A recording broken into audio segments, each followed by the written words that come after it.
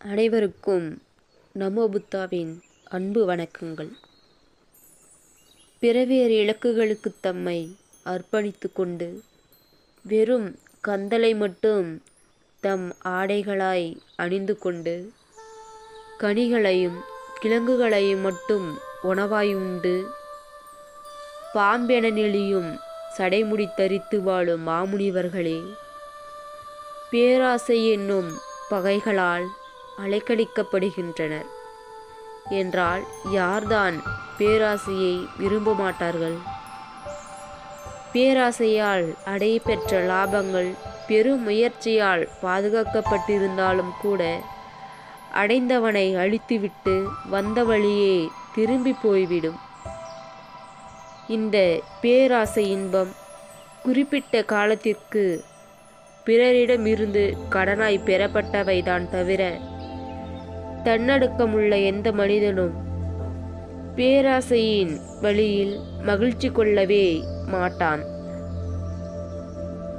யாரெல்லாம் உலகில் செல்வங்களை அடைந்தும் அவற்றை தன் நண்பர்கள் பொருட்டும் அறத்தின் பொருட்டும் பயன்படுத்துகிறார்களோ அவர்களின் செல்வம் உண்மையில் ஒரு திடமுடையதாயிருக்கும்.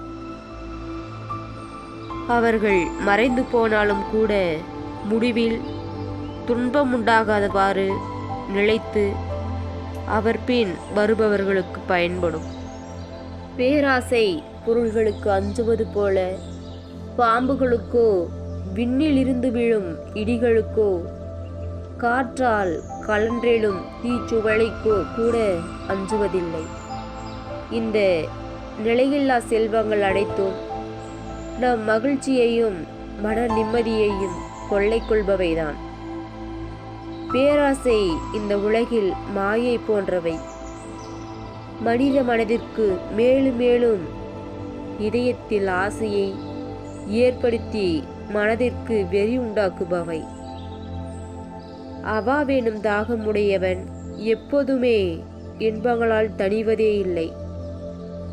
காற்றோடு நட்பு கொண்ட தீ எரிபொருள்களால் தணிவதில்லை என்பது போல் மனிதகுலம் எப்போதும் பெற்ற இன்பத்தோடு அவா தணிவதே இல்லை.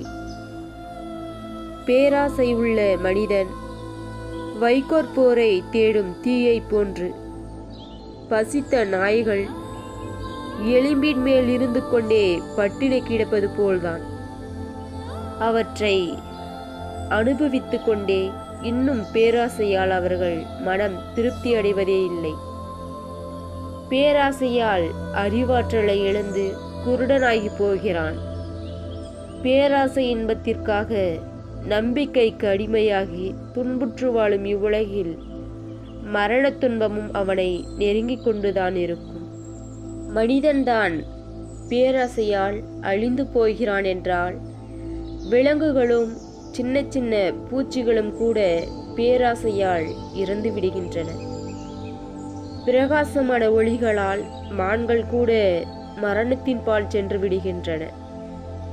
சின்ன சின்ன விட்டில்கள் கூட தீயை பழம் என்றோ பூக்கள் என்றோ நினைத்து தீக்கு இரையாகின்றன. இரை தேடும் வேட்கையில் மீன்கள் தூண்டிலை விழுங்கி மனிதனுக்கு இரையாகின்றன. தாகத்தை தணிக்க தண்ணீர் இருந்தால் போதுமானது. பசியை தவிர்க்க உணவிருந்தால் போதுமானது. காற்றில் இருந்தும் வெயிலிலிருந்தும் மழையிலிருந்தும் நம்மை காத்து கொள்ள ஒரு வீடு இருந்தால் போதுமானது. மானத்தை மறைக்க ஆடைகள் இருந்தால் போதுமானது.